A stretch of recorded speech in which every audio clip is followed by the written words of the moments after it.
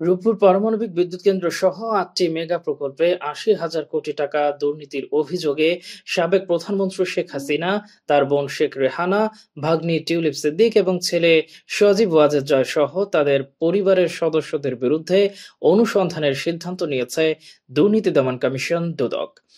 গতকাল মঙ্গলবার দুদকের নিয়মিত বৈঠকে পৃথক দুটি অভিযোগ অনুসন্ধানের অনুমোদন দেয়া হয়।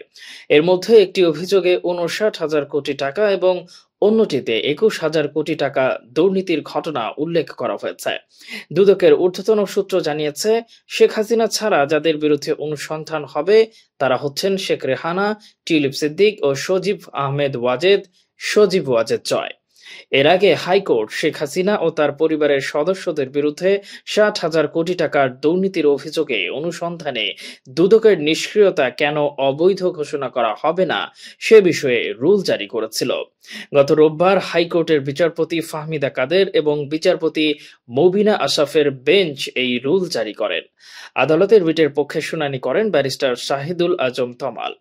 এদিকে গত ৩রা সেপ্টেম্বর জাতীয়তাবাদী গণতান্ত্রিক আন্দোলনের চেয়ারম্যান ববি হাজ্জাজ হাইকোর্টে রিট আবেদন করেন।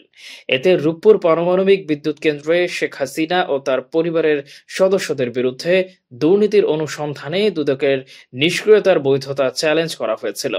দুদক চেয়ারম্যান সহ সংশ্লিষ্টদের রিটের বিবাদী করা হয়। এই রুল জারির পর দুদক তাদের কার্যক্রম শুরু করে এবং বর্তমানে তাদের অনুসন্ধান কার্যক্রম অব্যাহত রেখেছে, যার মাধ্যমে শিগগিরই এসব অভিযোগের উপর তদন্ত ও ফলাফল প্রকাশ হতে পারে।